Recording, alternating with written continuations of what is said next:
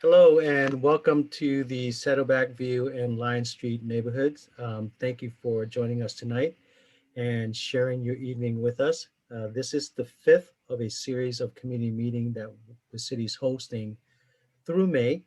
These meetings are being conducted to get your input and feedback about issue um, uh, impacting your neighborhood and the quality of life.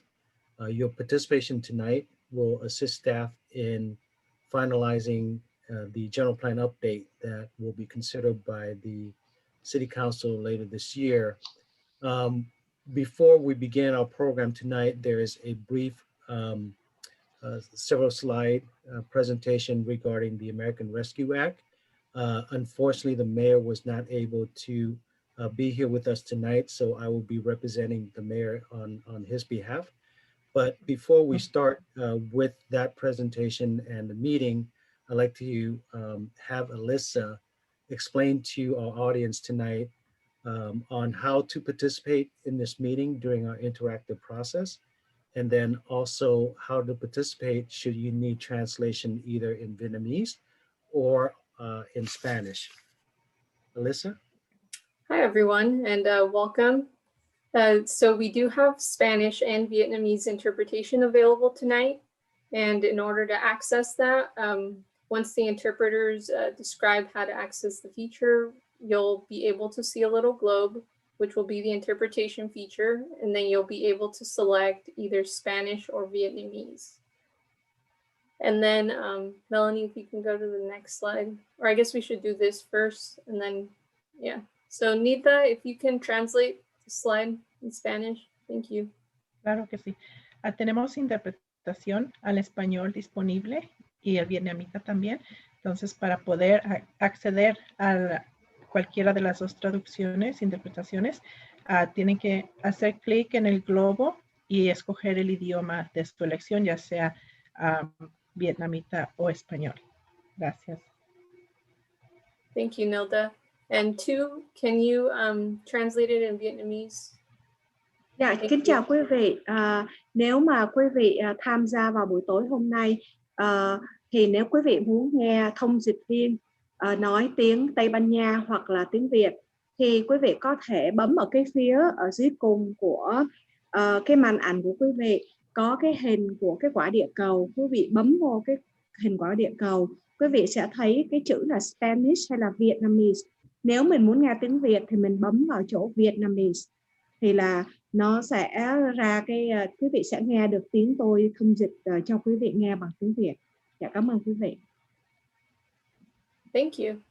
And then for the next slide, Melanie. So English speakers, you will have the option to select the English language on the Zoom interpretation feature. If we have Spanish speakers that are speaking during the presentation, if they're providing any input. So it'll be the same instructions. You'll click on the globe and then you'll select English. Thank you. Thank you, Alyssa. Before I go into the slides regarding the American Rescue Plan, I do see that we have Councilmember Jesse Lopez in the audience. Councilmember, would you like to say a quick hello to the audience? Thank you, Director Tai. Yeah, I want to just thank everyone for being here and for sharing your space with me. I'm going to be listening in and paying attention to your concerns. I'm going to be taking notes and working with our city staff to ensure that our environmental issues are properly addressed. And I will be leaving my information in the chat as well. So now I'm going to translate it in Spanish. Hola a todos, buenas noches. Gracias por estar aquí, por dejarme compartir ese espacio virtual con ustedes. Estoy aquí para escuchar directamente de ustedes y voy a estar tomando notas y voy a continuar a trabajar con la ciudad para poder encontrar soluciones a nuestros problemas. Muchas gracias. Voy a dejar mi información de contacto en el chat. Gracias. Thank you, Councilmember. The city staff and the mayor are working hard to engage our community to get your feedback and comments on how we can look to best spend our funding that we received through the American Rescue Plan Act of 2021, the mayor has and the city council has named this program Revive Santa Ana, and it is a pot of funding that is over $143 million that we as a city have access to, that we can use to revitalize, revive, and invest into our city for the most needed and critical aspects of economic development, infrastructure, and healthcare. And the plan that is going to be put forward is something that the city and the mayor and the city council really wanted to have transparent and genuine public input into how we as a city can best use the funding for our city, and want to make sure that this process is a collaborative process. Next slide, please. So I describe a little bit about the American Rescue Plan Act and the naming of it being Revive Santa Ana. It is a response to the public health emergency with respect to COVID-19 and what COVID-19 has created impact to our city on economics. And we are looking towards how can assistance program be best put to use in our city to provide better coverage services through, the cause of reduction in revenue, how this can help us extend our services to the community, and then making improvements to, as I mentioned, our infrastructure system.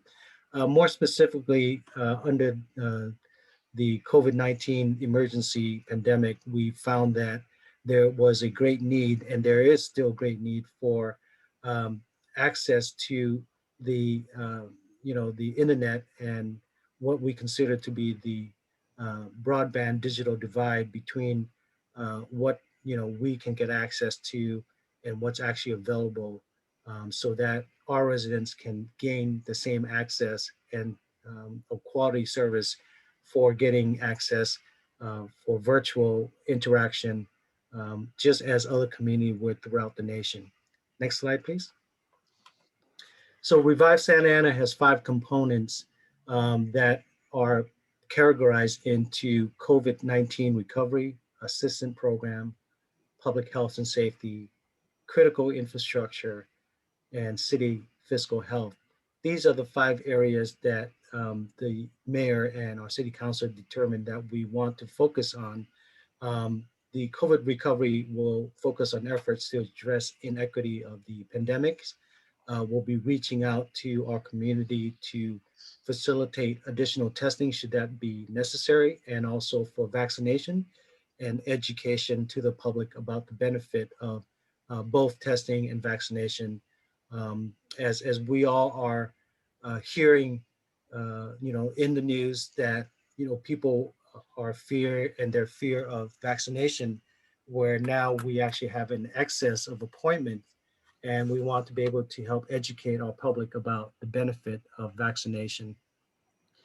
In the assistance program, we're looking at financial relief, a program that will be mostly helping families that are mostly impacted, as well as business and workers in our city.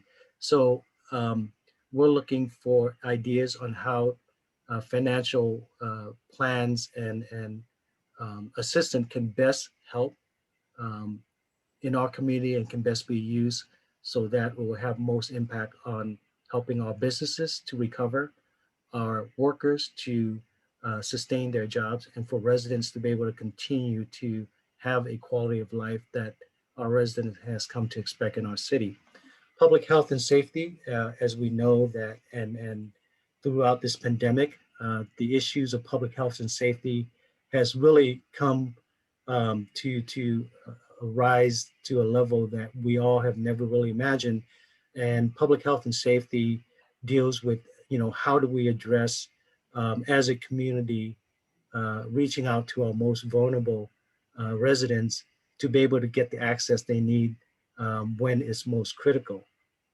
One of the areas that the city is looking into and potentially exploring is to have our own health agency.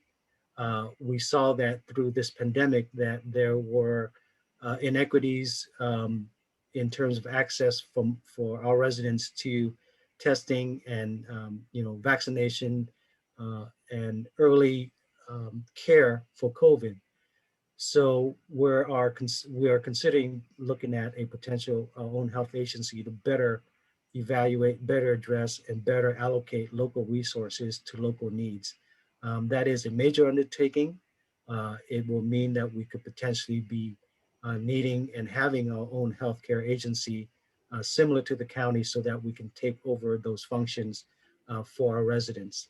Critical infrastructure, we need to look at how to revitalize and enhance our infrastructure so that we can continue to meet community needs, more than just amenities, but just basic needs on the utility services, the amenities, discussing mobility and access to technology, as I mentioned earlier. So this will be another area of critical focus for the spending of the funding to enhance our infrastructure. And finally is to consider looking at how do we continue to sustain city and government services for our community so that we don't fail our community in providing some of these basic services. I can share with you that throughout COVID, the city continued to operate and provide service to our residents, even though we were facing financial challenges as well as staffing resources due to either working through the virtual environment or employees being impacted with COVID, COVID situation. But we never close our door to the public. We continue to provide basic services to our community, and we are proud to say that we never discontinue our services and continue from day one of the COVID pandemic. So that is an area that some of the funding can help us to sustain and continue our services, also help to repatriate some of the challenges that we have to address unexpectedly in the last year. So those are the 5 areas of focus on Revive Santa Ana. Next slide, please. The goal of tonight's meeting is presentation is to get some of your preliminary thoughts, but obviously having been the first time that you are informed of this information, we have 3 ways that you can reach us and provide comments should you have comments that you want to share after this meeting. And that is through our website under santaana.org, Revive Santa Ana. You can also email us at revivesanta.org, or you can also text the information to us. And those are the 3 ways that you can provide information to us, in addition to anything you may want to say here at this meeting. So at this point in time, I will provide a few minutes for anyone who wants to have any ideas or thoughts about how we as a community can use this this influx of funding in one of those 5 key areas. And as in previous meeting, I've always said, this is an opportunity for you to spend or be a part of spending $143 million. So please let us know.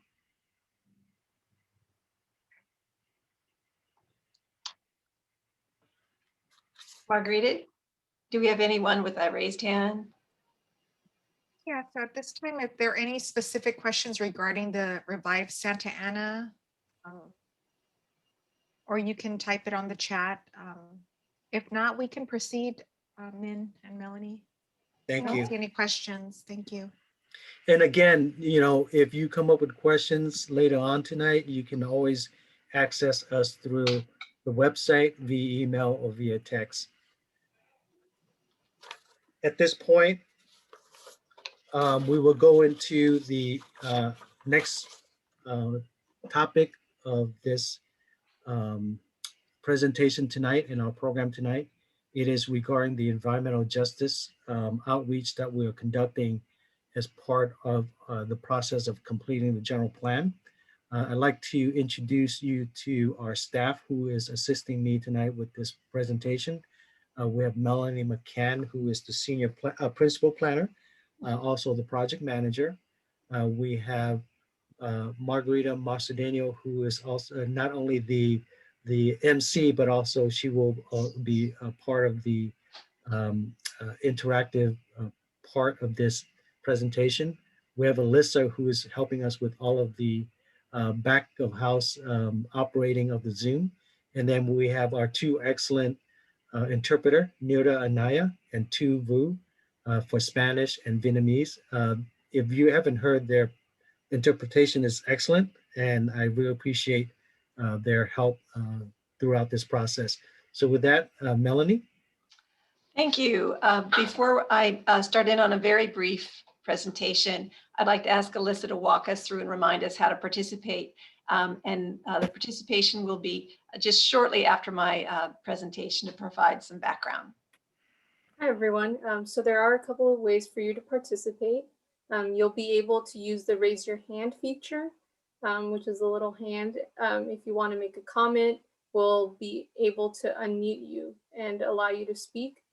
And you can also type in your question in the Q&A box or the chat box. And then for those of you that are dialing in, you will dial *9 to raise your hand, and then dial *6 to unmute yourself. So once we call on you, you'll dial *6. Thank you, Alyssa. So again, thanks to everyone who is taking time out of their evening to join us tonight and be part of the conversation. Tonight's meeting, first I wanted to give just a little bit of background. And before I touch on these these topics, we wanted to do a quick poll. So we will be talking tonight about what is environmental justice and clarifying what the general plan update is and how it is involved with environmental justice and what an environmental justice neighborhood is. But before I do that, we wanted to ask those that are with us today to answer two questions. Are you familiar? The first one is, are you familiar with environmental justice issues in your community or neighborhood? Yes or no answer. And then the second question is, have you heard of the city's general plan update?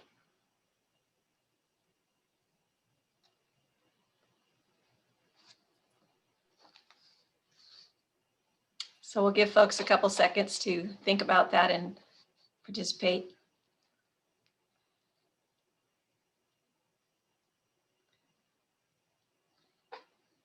So far there's less folks that seem to be aware of environmental justice issues. And then as far as the general plan, it looks about 50-50. So let's see, we have 8 out of about 67%. Alyssa, do you want to close it out for us in just another second? Thank you. So as we mentioned, a fair amount of folks are not familiar with environmental justice in their community, and about half of you have heard of the general plan. So we'll close that out and we'll start into the presentation so everyone can learn a little bit more and participate. So for those that are not familiar, what is environmental justice? In general terms, it's a situation or a condition where some parts of a community bear a disproportionate or a larger burden of pollution, health risks, and challenges to their quality of life. And environmental justice is where we seek to balance out that inequity and improve the quality of life and health in those what we'll call disadvantaged areas. The City of Santa Ana has been working on the general plan for the last couple of years. The general plan is a document that's required by state law, and it's intended to be the long-term vision for the city on what it wants to be, what characteristics, identity it wants to have for the future to guide its physical development, its overall quality of life, its economic health and environmental sustainability for the entire community. The images that you see at the bottom of the screen represent the different chapters or elements of our general plan as it's presently drafted. There's 11 different elements that you're seeing, and they vary from topics like historic preservation to open space, to circulation, to land use. So there's a variety of topics, all which affect our quality of life. The 5 words you see at the bottom of the screen are the themes that came up in our early outreach with the community a few years ago on what was important to them. And so each of these elements mindfully have included policies and programs to address these values. So they are culture, sustainability, health, education, and equity, which also happen to complement and further environmental justice priorities. So as a little bit of background, in 2016, the state legislature enacted an act called Planning for Healthy Communities. It's also referred to as SB 1000. And that's what requires that when cities update their policies, their general plan, they're also required to look closer at our disadvantaged communities and identify ways to reduce the risks of health, the health risks. We have an opportunity to engage the community and encourage civic engagement so that those communities are part of the policymaking process. And then also to prioritize improvements and programs in those particular disadvantaged areas. So then the next clarification is, well, what exactly makes up a disadvantaged or what we call EJ community? So it can be a combination of a couple things. One is that areas through statistics and data is identified to have a high risk of exposure to some type of pollution, be it air, water, or soil. And the residents might also have a higher burden of socioeconomic and health issues. And oftentimes those disadvantaged communities are near freeways, major roads, or industrial uses. These circles that you see in front of you and the symbols are the 20 different characteristics, or they call them indicators, that help to clarify disadvantaged communities. So there's 2 basic categories. One is pollution burden, and the other are population characteristics. So a couple of examples in the pollution burden would be that a community might have higher levels of exposure to particulate matter or diesel particulate emissions or traffic or toxic release of facilities.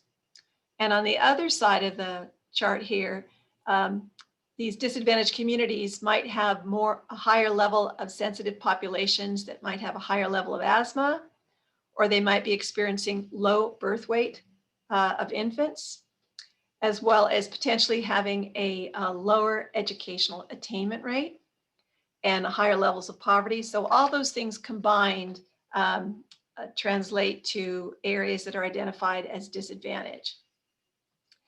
This map takes the information we just looked at, and this map and the model was developed by the State Environmental Protection Agency.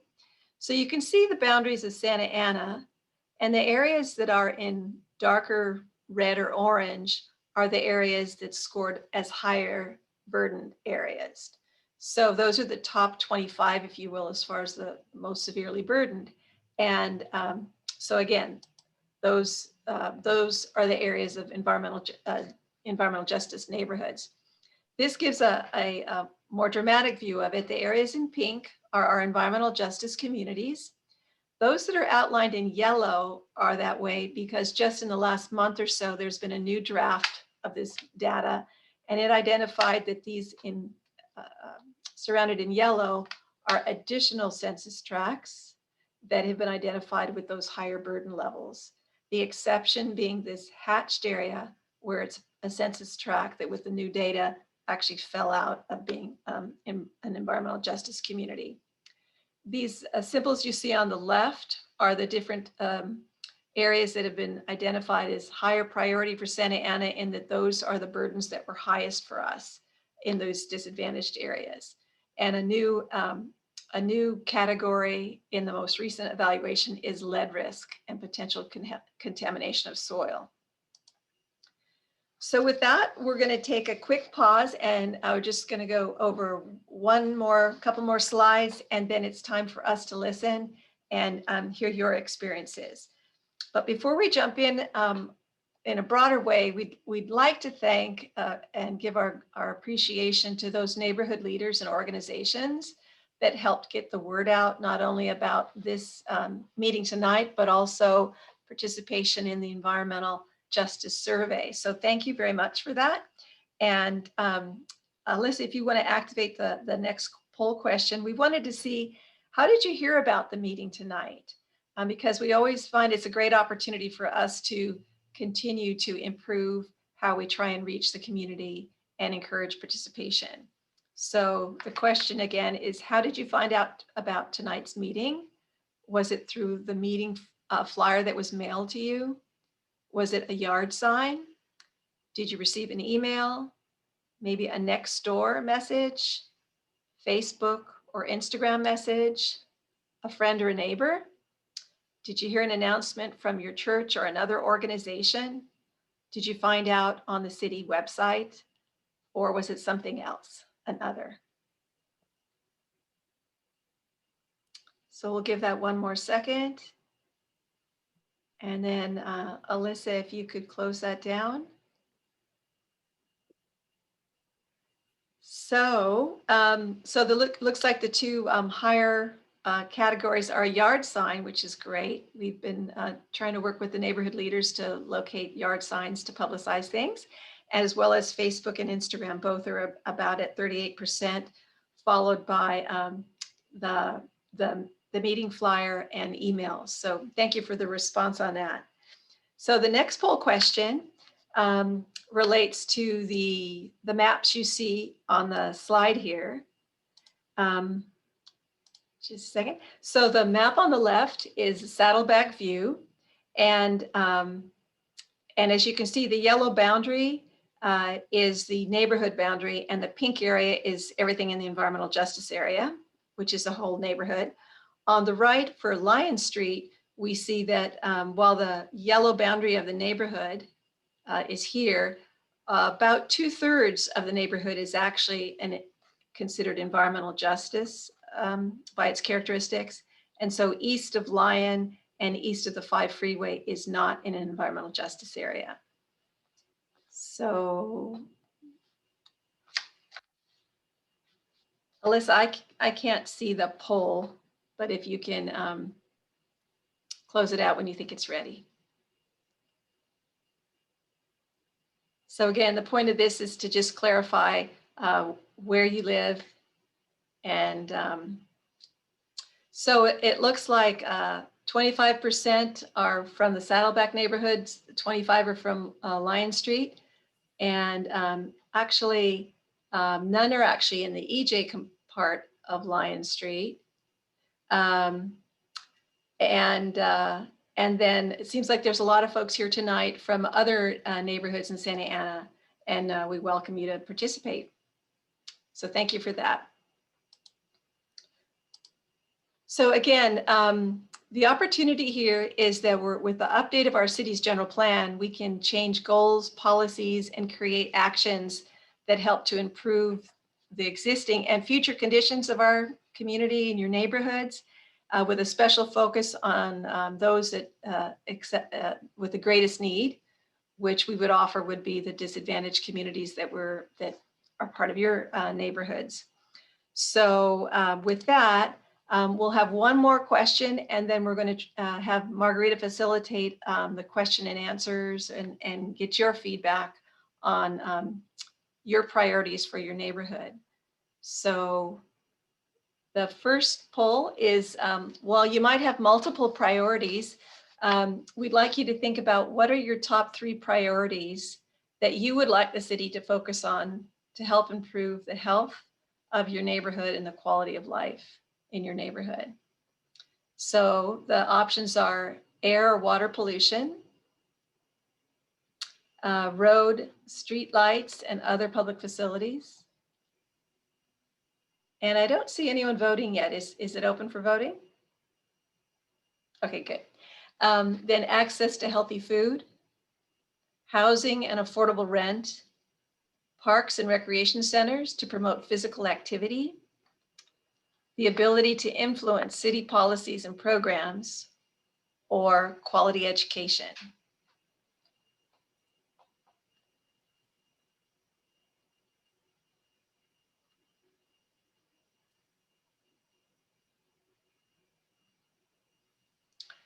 So presently, the public facilities, roads, and street lights has the highest tally, and that's followed by air and water pollution. And give that one more second. Very good. Can you close that out, Alyssa?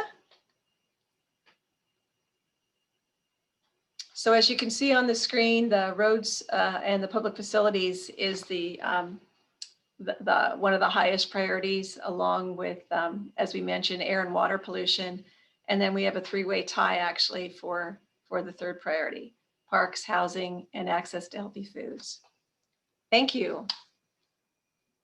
So we now would like to turn over the conversation, and I'd like to introduce Margarita Macedonia.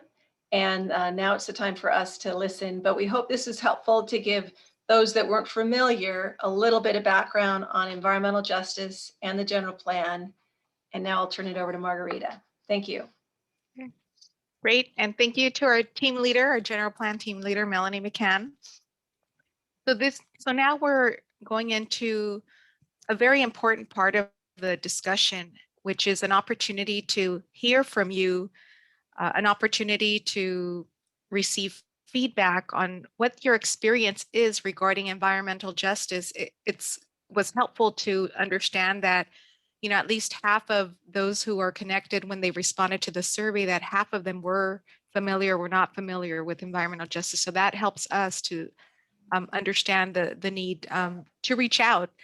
And I did want to acknowledge Desi Reyes, who's the leader at Saddleback View. And we also worked with Stephanie Ibarra from Project Access Resource Center at Warwick Square along Lyon Street to help get the word out. And so this is the part where we want to hear from you, your experiences. These are priorities that we've included in our draft general plan when it comes to environmental justice. These are the areas that Melanie was reviewing as part of the survey. So yeah, I see that we have a hand raised. Jenny Beltran, we are going to, yeah, if you can unmute yourself and ask your question or share your experience. We want to listen more as far as your experiences go. Go ahead, Jenny.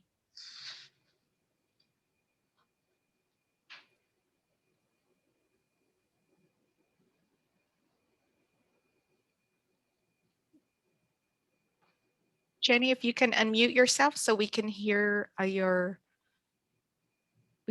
you have to say. Okay, we'll try, we'll get back to Jenny soon. Would anyone else like to share who's on the call? Desi. Okay, Desi. Go ahead, Desi. Hey, good afternoon, everybody. So, you know, we live here close to the 5 freeway, and we do hear there's noise pollution. So I don't know what ways they are to reduce noise pollution from the I-5 freeway. And you know, what ways you guys can suggest. We do have the high walls built when the 5 freeway was expanded like 20 years ago. But the noise is heard, you know, I can hear it. I'm about a block and a half from the freeway, and I hear it when I have my windows open at night. And when the air is thinner, you can hear it because it sounds like it's, you know, you can hear it sound when the air is thinner. It's a lot, travels faster, I guess. So that's the main concern. I don't know what options you guys would have to reduce exposure to pollution in this vicinity. So that's my question.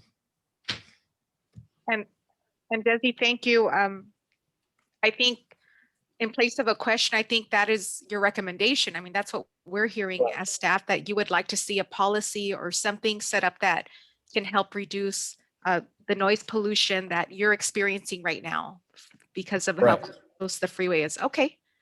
Correct. Were there any other suggestions you had or other sharing that you had? Well, I don't know if street lighting is part of it, part of this conversation, or is it for another topic? No, street lighting is, Okay. Oh, yeah. So I have a few then. So street lighting, we do have a couple of streets here, Linwood and McClay, that only have one street light per block. So neighbors have always talked to me about having more lighting on the street, which I brought up in past meetings into Public Works in the past. That's definitely a concern. Addresses on curbs, I've noticed that a lot of the addresses on the curbs have faded, and it's difficult to find when you're driving around to find an address, because a lot of houses have them too small, or don't have them at all. And being in real estate for over 35 years, I'm driving around the city a lot, and sometimes it's difficult to locate an address because you can't find it. Even though the GPS system drops you there, but you can't really figure out which house is what address sometimes. And obviously for emergency vehicles, ambulance and stuff like that, it'd probably be a little bit difficult to find those. So that's one additional. Chain link fences. As I mentioned, we have a freeway near our neighborhood. So there's a Caltrans right away between the wall and homes. And we're having a lot of homeless or transients cut those chain link fences to camp out in the right of ways. Probably in the last 2 months, we've had to call the fire department 3 times because of fires being caused by those transient living out there in the Caltrans right of way. So my suggestion to that is for the city to work with Caltrans and replace those chain link fences with iron fencing. It will probably be a little more difficult to cut those, and at the same time, it will enhance the aesthetic of the neighborhood. Mm-hmm. As you know, chain link fences don't add any aesthetic. They actually invite, the optics are more like blight instead of having the nice iron fencing. Trees, we have a few vacancies on the streets. Trees have been removed. It's been years that some of them haven't been replaced. I've contacted Public Works a few times to have these vacancies filled. Haven't seen any action. I understand that I've been reading that the city was awarded some grant money for 500 trees to be planted.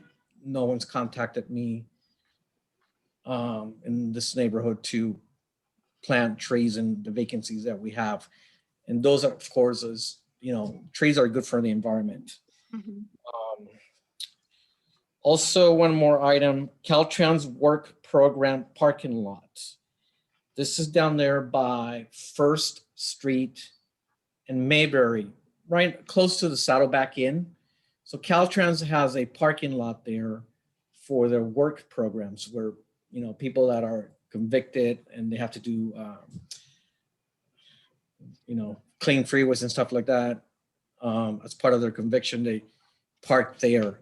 And again, it's an eyesore. It's chain link fence. It hasn't been improved at all. And I've been talking about this for the last 15 years when I was in ETAC to improve that parking lot, whereby removing the chain link fence and planting trees with some nice iron fencing. Because that is a gateway to the city. It's right there by the zoo. And that area is being definitely improved. So that's another area that I think would need enhancement as part of infrastructure. Then hazardous waste. It's difficult to dispense of hazardous waste. You have to go to outside the city to Anaheim and Irvine, which is very inconvenient sometimes. So maybe if the city can come up with some kind of a program to have local hazardous waste, dispensaries, or we can drop them. Because probably a lot of us have paint cans, stuff that we can't just throw in the regular trash. So more of an educational program to help direct people on how to dispose of those types of But items. more to be local, not to put all that stuff in your car and go to Anaheim or go to Irvine. Could there be like a mobile, what do you call it? Station where we can just drop locally. Like a mobile collection site where. Correct. Yeah. Okay. Yeah. Because we do have the neighborhood dumpsters clean up, but we can't toss any of that stuff there. So I think that's pretty much here in the neighborhood.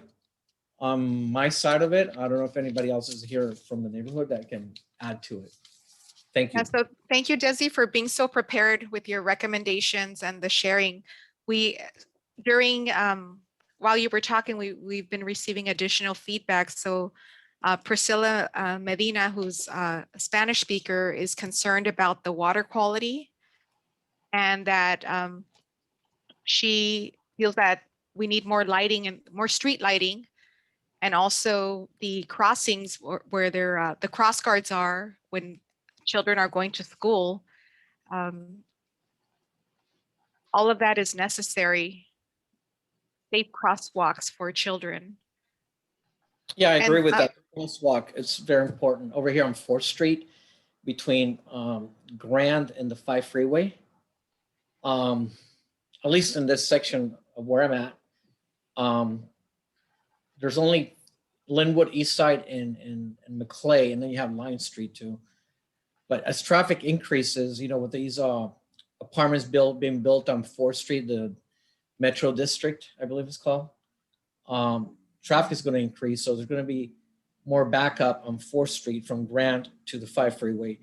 And we only have Linwood and East Side to come into the neighborhood and go out of the neighborhood. So I think crosswalks at the intersections, or even lines where cars need to stop so they can leave the intersections open for people to turn either left or right to come into the neighborhood. I think that's really necessary too.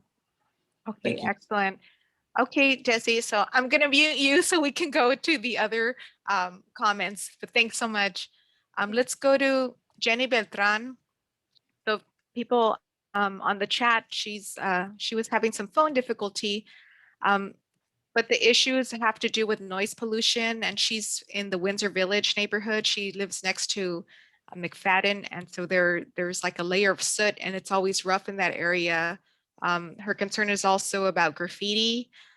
There's a lot of racing in the street. So that's the environment. She's sharing with us how there's a lot of loud noise and it's unsafe. And she'd also like to have the city parks steam cleaned, or, oh no, I'm sorry, I misread, to see them cleaned with power wash and more frequently. Centennial has gotten better, but cleaning is an issue. Okay, thank you so much, Jenny. And then we've got Priscilla again, that we need more safe routes to be able to travel on bike. So the bike lanes, that would be helpful. And Jenny added that graffiti is an issue. Perhaps using plants that grow on the walls can beautify the city, the aesthetics, as others have been sharing, and more homes for wildlife and reduce graffiti. Great.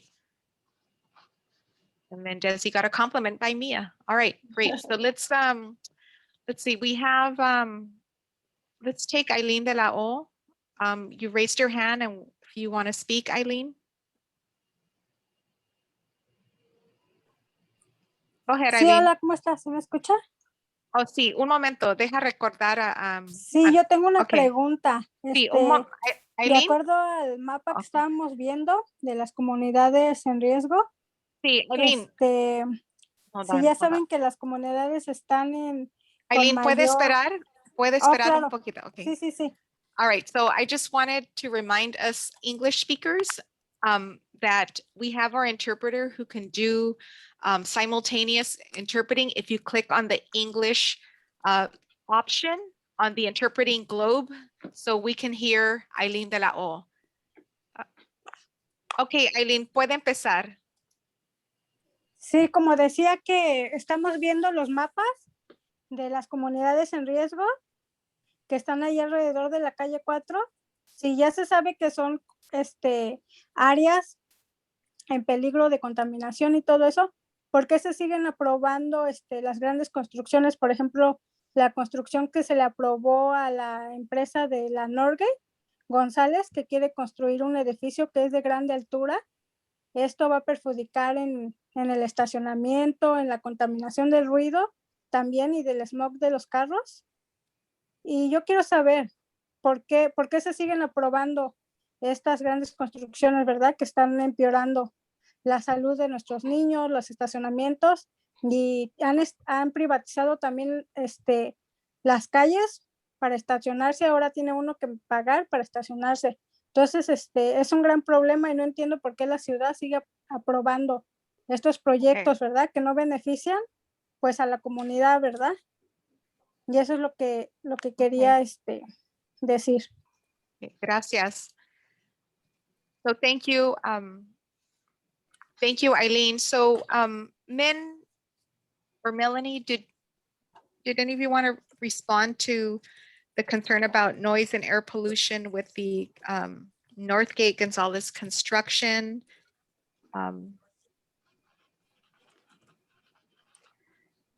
The question is more like, why is the city approving it if there are also some other environmental concerns like the noise pollution, the air pollution from the traffic, and the parking impacts? And she had a concern about more parking. Hold on, let me. And also noise from, I'm sorry, my last point was the parking meters, more parking meters in the area. Thank you, Margarita, and thank you for bringing those concerns about new development within the city. As we all are looking towards the future, we see and we understand that housing is a major issue in our city, especially shortage of affordable and reasonable, safe, decent housing. The area in downtown that you are mentioning for the Northgate Gonzalez project is an area that has been approved and reviewed for additional residential housing projects. Many, many years ago, I believe the transit zoning code was implemented back in the early or the late 2000s. And the idea was that there would be transit-friendly, transit-conducive development that is developed in our downtown adjacent to public transit so that it can reduce traffic, so that it can reduce air quality concerns relating to cars. So these type of projects, while they may look like an intensification, but they are also a source of housing, and they are a source of housing that is closer to public transportation. Downtown has great amenity for pedestrian. There are businesses, restaurants, access to the train station, access to bus.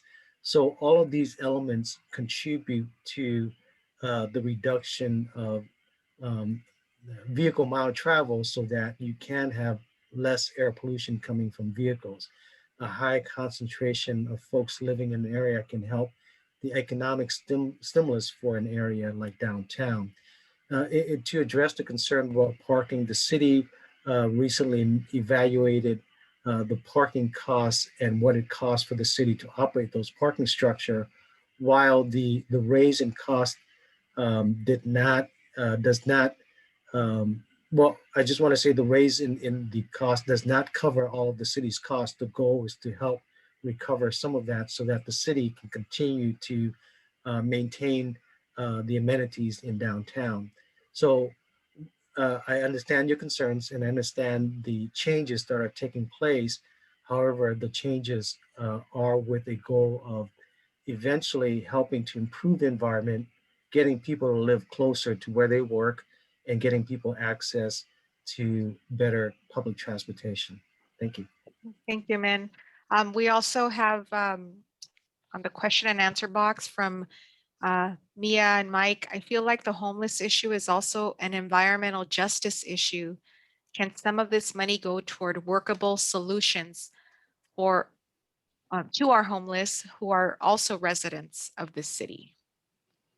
Thank you. And I believe that was more focused on the Revive Santa Ana. That is an area that our city council is looking into where and how we can assist and facilitate to assist with our homeless residents here in Santa Ana. Thank you for Okay, that comment. thank you. And then we've got Desi just elaborated on parking throughout the city being a major problem, how the permit parking program needs to be revisited, modified to allow apartments and condominium project to become part of the permit parking program. So it's more of a policy recommendation that Desi's advocating for.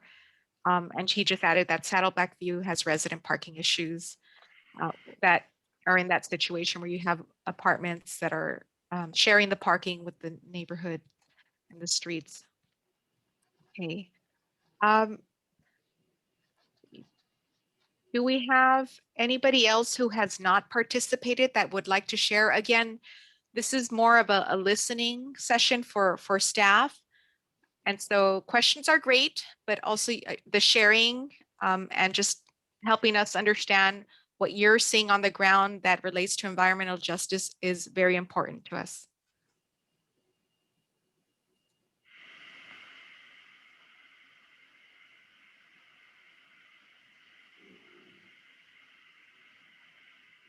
So is there anybody else who would like to raise their hand?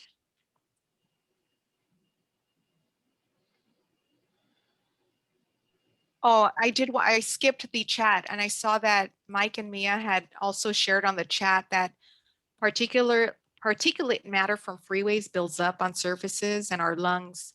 Perhaps that can be addressed similarly as noise. I would recommend tall evergreen trees so that there's a filter year round. So that's a great recommendation. Thank you very much. Okay, well, if we do not have any other comments or recommendations or experiences, and Desi agrees with that observation as well, we can turn it back to our team leader, Melanie, to continue. Very good. Thanks, Margarita. Before we wind things down a bit, I wanted to give 2 examples of implementation actions in our general plan that have been identified to help improve some issues, particularly environmental related. So this one is in our land use element, and I won't read all of this here, but it's an action intended to bring before council the idea of updating our zoning code, development standards, and what we call operational standards in our industrial zones to better address the incompatibility with some adjacent uses, in particular, looking to provide a buffer between heavy industrial uses and other sensitive uses like residents, schools, daycare, and public facilities. So be it like one of our suggestions about having a landscape buffers that help to dissipate pollution or physical distances. The idea would be that this action would direct staff to go back and look at how to adjust our industrial standards to create a better buffer and healthier neighborhoods. The other example we wanted to share that is being proposed is to establish what we're calling an interagency team with different agencies from the city and maybe even outside city agencies to monitor and make recommendations for air quality and environmental hazard issues, and particularly focusing on environmental justice areas. So wherever there might be some air quality, soil contamination, water contamination, we would be monitoring those issues, if you will. And then the last line here was we'd have a dedicated, what could be called an environmental quality webpage, where we would post all that information. For example, where industrial permits, air quality permits are located. We just put all that kind of information that the neighborhoods might find helpful in one central location, and work together again with an interagency team to devote more time and energy to making sure those state agencies that are supposed to be the lead on these things, that we're holding them accountable, if you will, and trying to find whatever local solutions we can. So with that, Melanie, we have a question from Desi. Sure.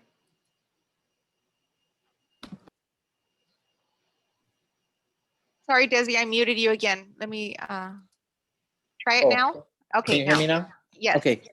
So, you know that Amazon is right here. It's going to be here right next to our neighborhood, which is the old Register building. And they've been in contact with the neighborhood.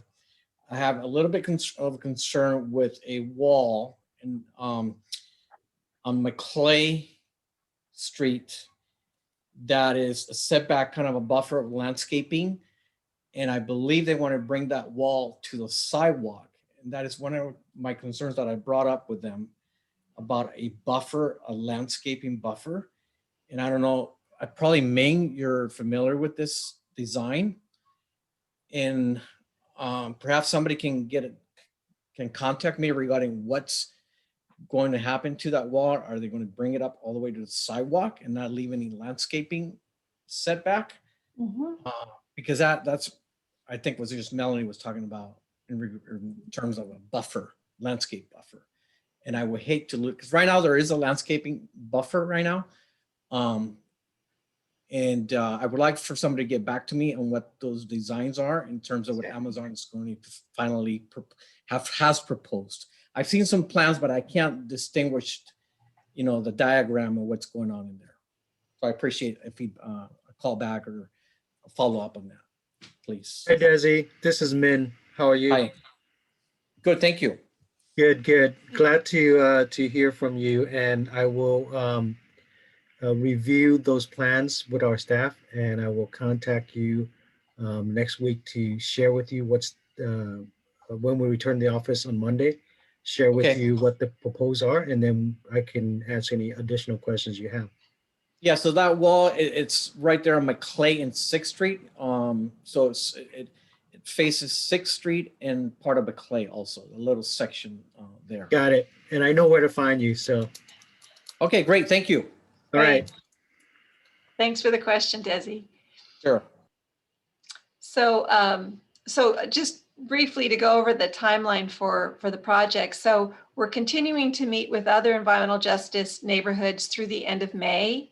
And then with all of your feedback, we'll be going back to refine the general plan document, identify any additional actions or refinements to actions and policies. And that'll be later in spring.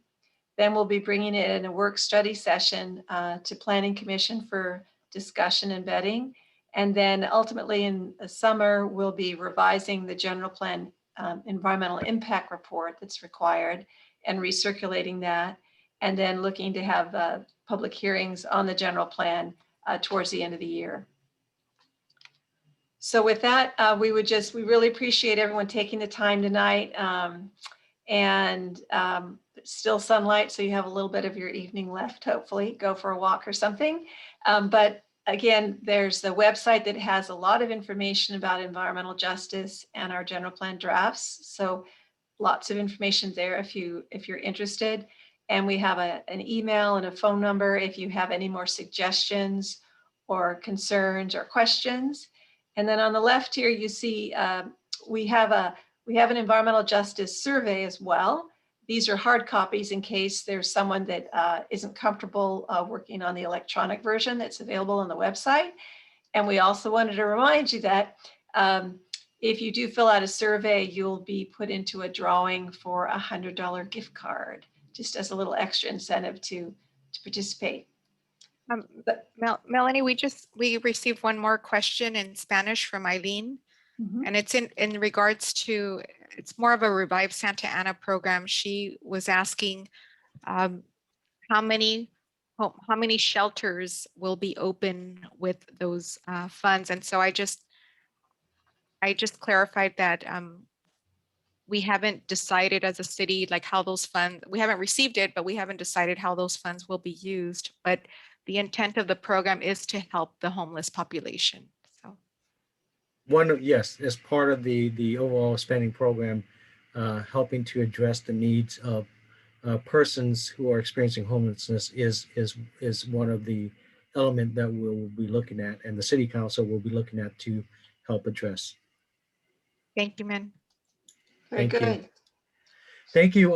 So Melanie did remind us that there is a survey and there is a potential for winning $100 drawing with that. So please, I encourage everyone to go online, complete the survey, or if you need to get a copy, please contact us and we can send out a hard copy. Again, thank you for your being here with us tonight and sharing your evening. If you have more questions after this meeting, feel free to contact us directly, or you are also welcome to attend our additional meetings that we'll have. As I mentioned, this is our 5th meeting, so we have 5 more. The next meeting will be held on May 6th, 2021. It will be focusing on the French Court, French Park, Willard, Washington Square, and the Santa Ana Triangle. However, as you can see, we are welcoming of anyone throughout the city that wants to attend any one of our meetings. So with that, I want to wish you good health. Have a great weekend and good night. Thank you. Thank you. Good night, everyone. Bye.